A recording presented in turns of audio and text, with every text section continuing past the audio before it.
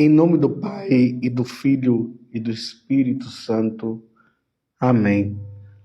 Ao anoitecer daquele dia, o primeiro da semana, estando fechadas, por medo dos judeus, as portas do lugar onde os discípulos se encontravam, Jesus entrou e, pondo-se no meio deles, disse: "A paz esteja convosco." Depois dessas palavras, mostrou-lhes as mãos e o lado. Então os discípulos se alegraram por verem o Senhor. Novamente Jesus disse: "A paz esteja convosco. Como o Pai me enviou, também eu vos envio." Depois de ter dito isso, soprou sobre eles e disse: "Recebei o Espírito Santo. A quem perdoardes os pecados, eles lhes serão perdoados. A quem os não perdoardes, eles lhes serão retidos." Tomé, chamado Dídimo, que era um dos 12, não estava com eles quando Jesus veio.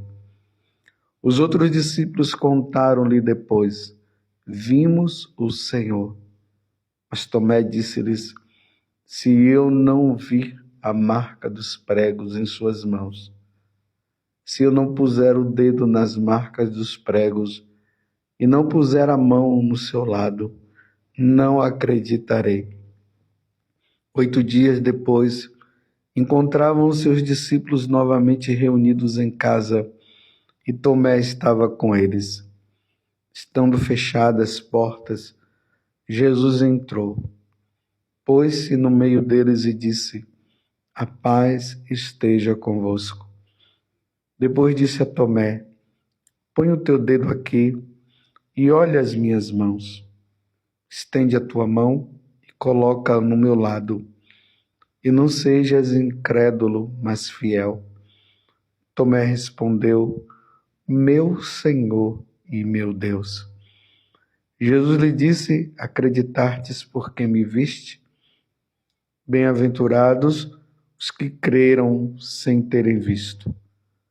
Jesus realizou muitos outros sinais diante dos discípulos que não estão escritos neste livro. Mas estes foram escritos para que acrediteis que Jesus é o Cristo, o Filho de Deus, e para que, crendo, tenhais a vida em seu nome. Palavra da salvação. Glória a vós, Senhor. Meus irmãos e minhas irmãs, estamos agora no segundo domingo do tempo pascal, encerrando a oitava da Páscoa e hoje, de maneira especial, também comemorando o Dia da Misericórdia, estipulado por São João Paulo II neste dia. O Evangelho é muito lindo. Aqui tem duas situações que nós devemos ver. A primeira é: ao anoitecer daquele dia, o primeiro da semana, estando fechada por medo dos judeus as portas do lugar onde os discípulos se encontravam, Jesus entrou e, pondo-se no meio deles, disse: "A paz esteja convosco." Notemos, meus irmãos, que os apóstolos estão com medo dos judeus. Aqui, no Evangelho de São João, quando fala os judeus, nós devemos sempre lembrar que são as autoridades religiosas que perseguiram e mataram Jesus. Agora, os discípulos estão dentro, ali no cenáculo, escondidos, com medo dos judeus, com medo de serem mortos também, porque eles eram os seguidores de Jesus. Jesus aparece. Eles estão ali e o ressuscitado, aqueles que eles haviam visto morto, que havia sido colocado no sepulcro, agora eles aparecem. É uma aparição de Jesus. As portas estavam fechadas. Está deixando bem claro aqui. Aí Jesus entrou e pondo-se por meio dele. Então, se as portas estavam fechadas, como é que Jesus entrou? É o corpo do ressuscitado. Uma parede não retém o corpo do ressuscitado. Jesus está na outra dimensão agora. Ele entra e, sabendo como eles estavam, disse: a paz esteja convosco. Nós não podemos perder a paz. De maneira nenhuma, meus irmãos, nós podemos perder a paz. Se nós estamos com Deus, se nós temos Jesus na nossa vida, nós não podemos permitir que as coisas nos tirem a paz. Então, a paz esteja convosco. Aí Jesus mostra agora as mãos e o lado dele, para que eles possam ter certeza de que ali eles não estão diante de um fantasma. E Jesus fala novamente: a paz esteja convosco. Agora, Jesus vai dar para eles o envio. Como o Pai me enviou, também eu vos envio. Envio vocês para dar continuidade à obra, a continuidade de tudo aquilo que eu fiz, porque agora Jesus vai voltar para o céu. Então a paz esteja convosco, como o Pai me enviou, também eu vos envio. E depois de ter dito, soprou sobre eles o Espírito Santo. Recebei o Espírito Santo. Eles recebem, porque esse envio precisa acontecer pela força do Espírito. É o Espírito Santo que vai dar a convicção, é o Espírito Santo que vai dar força para que eles não tenham medo, como eles estavam com medo naquele momento. E aqui, meus irmãos, para quem tem dúvida a respeito do sacramento da confissão, aqui está agora Jesus instituindo o sacramento da confissão aos apóstolos. Assim como naquela noite da quinta-feira, ele instituiu o sacramento da Eucaristia e o sacramento do sacerdócio, concedendo aos apóstolos essa graça de consagrar o pão e o vinho. Agora Jesus concede a ele o poder de, em nome de Jesus, dar o perdão dos pecados. Aí veja, olha, preste atenção no que Jesus fala. Nós estamos no capítulo 20 do Evangelho de São João, do versículo 19 até o 31, e é aqui no versículo 22 que 23, Jesus vai conceder a eles a graça de ter o poder de absolver os pecados. A quem perdoardes os pecados, eles lhes serão perdoados. Olha bem, a quem? Então Jesus está falando para os apóstolos e dizendo: aquelas pessoas que se dirigirem com o coração arrependido e pedir perdão dos pecados, serão perdoados. E a quem os não perdoardes, eles lhes serão retidos. Eu vou ler de novo. A quem perdoardes os pecados, eles lhes serão perdoados. E a quem os não perdoardes, eles lhes serão retidos. Está instituído o sacramento da confissão. Então, se uma pessoa vai arrependida e se confessa, o sacerdote vai dar absolvição.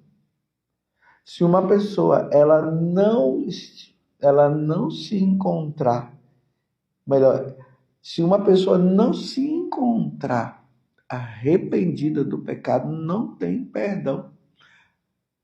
O perdão vem por meio da Igreja Católica, meus irmãos. Quem dá o perdão é Jesus, mas ele concede esse perdão por meio da Igreja Católica aos seus ministros devidamente ordenados. Você entendeu? Então, se você não se confessa, você não tem como se salvar. E aqui como nós estamos comemorando o dia da misericórdia divina, a misericórdia divina, ela consiste nisso. Quando Jesus aparece lá para Santa Faustina, ele fala sobre a última tábua de salvação para a humanidade. E esta tábua de salvação é o arrependimento dos pecados. E as pessoas precisam se arrepender dos pecados. E é ali justamente naqueles últimos momentos, nas últimas horas, que a pessoa se arrepende do pecado. Ela se salva. Mesmo que ela não tenha tido a oportunidade de se confessar, mas se ela se arrependeu no último momento, porque não tinha um sacerdote para que ela recebesse a absolvição do pecado. Como não tinha, mas ela está arrependida, ela se salva.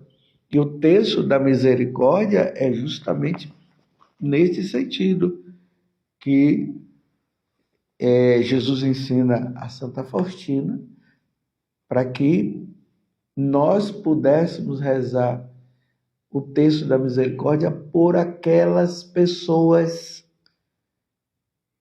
que levaram uma vida devassa, que levaram uma vida longe de Deus, mas que estão ali no último momento entre a vida e a morte, entre a morte e a vida.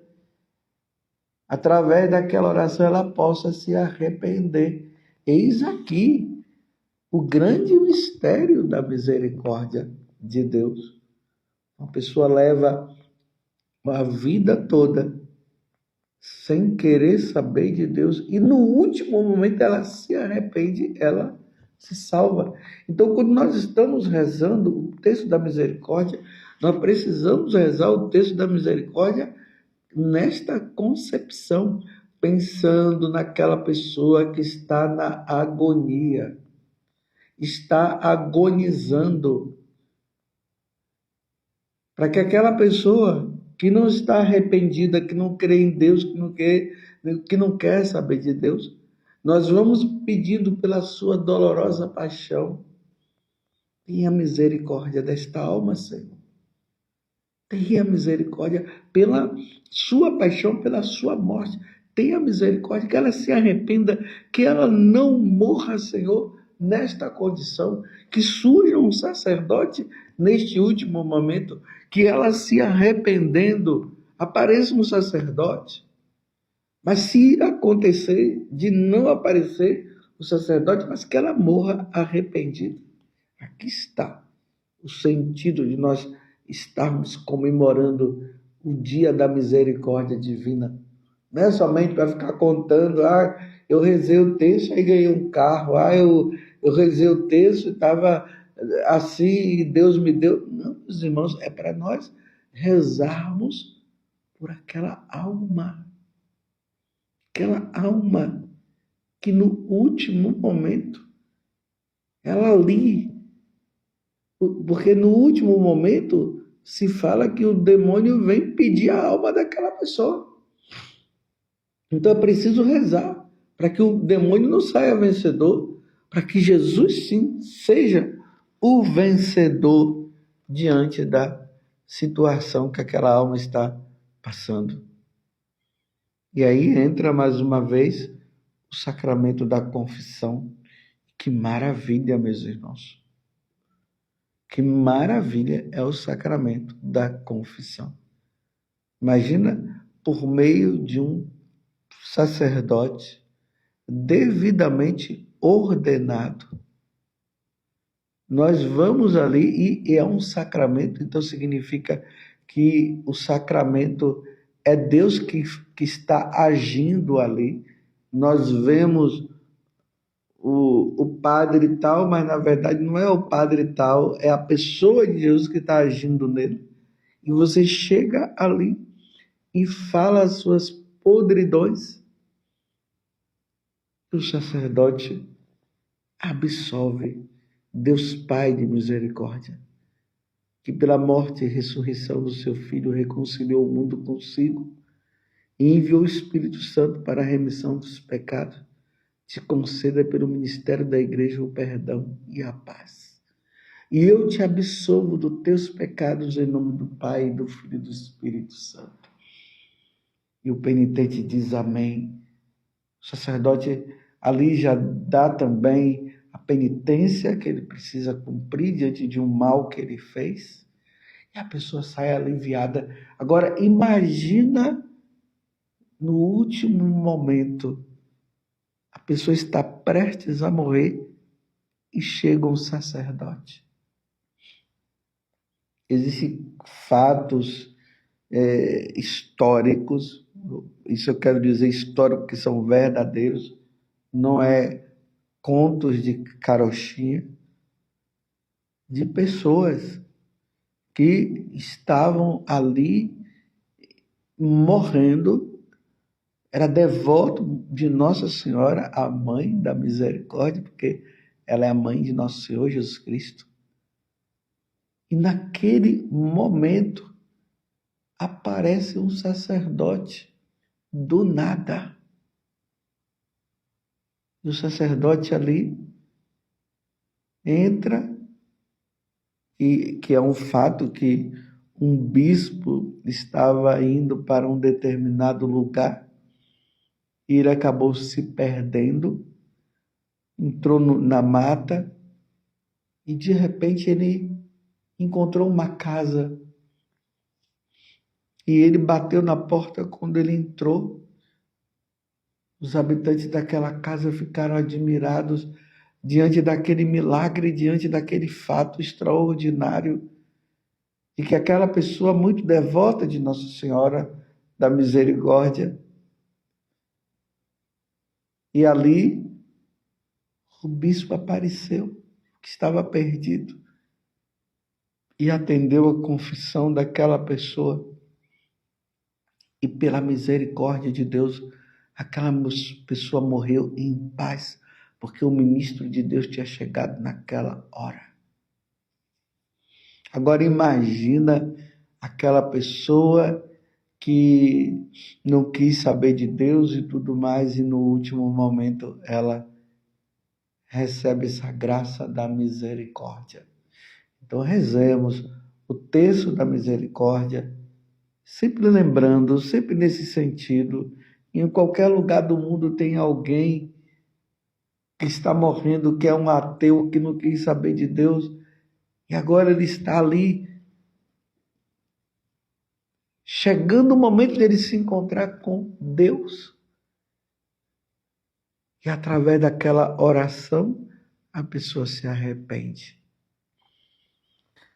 Então, depois que Jesus institui o sacramento aqui da penitência, da confissão, Tomé não estava lá na hora, então ele não quis acreditar, porque os discípulos disseram para ele que ele tinha visto o Senhor. Eles tinham visto o Senhor. Tomé disse: eu só vou acreditar se eu ver. E aí, 8 dias depois, Jesus aparece e manda Tomé tocar nas chagas dele, porque Tomé disse: eu só vou acreditar se eu tocar, uma vez que ele havia ressuscitado. Jesus aparece, Tomé toca, e aí Tomé professa a fé: meu Senhor e meu Deus. É assim que nós devemos nos colocar diante de Jesus: meu Senhor e meu Deus. Eu creio, Senhor, Eu creio que tu és o Senhor, é o meu Senhor. Eu creio. E aí Jesus fala: olha, Tomé, você acreditou porque você viu, mas felizes, bem-aventurados serão aqueles que creem sem terem me visto. E você é um bem-aventurado, nós somos bem-aventurados. Porque nós não vimos Jesus, nós não tocamos em Jesus, nós não vimos ele crucificado, nós não vimos ele ressuscitado, mas nós cremos, porque os apóstolos deram a vida, está revelado na Sagrada Escritura que ele é Deus e Senhor e nós cremos, nós somos bem-aventurados, então significa que por nós crermos em Jesus, um dia nós ressuscitaremos com ele, porque nós somos batizados, pertencemos à Igreja Católica e um dia estaremos com o Senhor, pela graça de Deus. Aí João encerra o Evangelho falando que muitas coisas foram Jesus fez, mas nem tudo está descrita. Foram escritas, mas ele fez muitas coisas e nem as bibliotecas do mundo inteiro iriam conter tantos feitos maravilhosos de nosso Senhor Jesus Cristo. Aqui, meus irmãos, eu quero deixar também essa situação que nós estamos vivendo. A igreja agora se encontra vacante, ou seja, agora sim a igreja está sem o Papa, porque o Papa Francisco morreu. Ontem foi o sepultamento dele. E agora nós precisamos, nesses dias ainda, continuar rezando pela alma do Papa Francisco, porque os cardeais lá em Roma vão estar fazendo isso. E ao mesmo tempo vamos rezar pedindo pelo novo Papa. Os cardeais irão se reunir em conclave e ali, pela força do Espírito, eles já estão ali vendo quem é que pode ser que vai conduzir a igreja, já estão se conversando. E aí virá o novo Papa. Porque agora sim nós estamos sem Papa, a igreja está sendo governada ali pelos cardeais, mas o Papa ainda não temos. Então vamos rezar nesses 20 dias aí, nesse tempo, para que venha um Papa segundo o coração de nosso Senhor Jesus Cristo. Entremos em oração, rezamos, peçamos para que tudo possa acontecer conforme a vontade de Deus.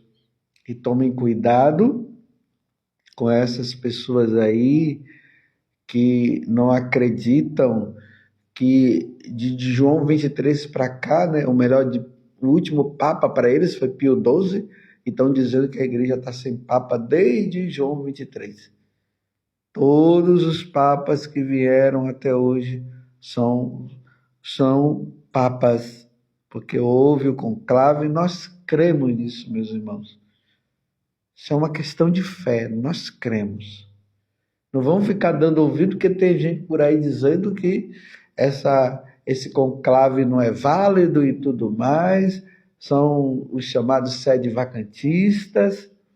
Tomemos cuidado com as redes sociais, que agora estão falando um monte de coisa por aí. É sempre bom estar ouvindo, vendo as coisas que vêm do Vaticano. Cuidado, porque tem muita gente aí colocando confusão. E vamos rezar pela igreja, rezemos pelo novo Papa. Louvado seja o nosso Senhor Jesus Cristo, para sempre seja louvado, e a sua Mãe Maria Santíssima, e desça sobre você a bênção de Deus Todo-Poderoso, Pai, Filho e Espírito Santo. Amém. Feliz Páscoa.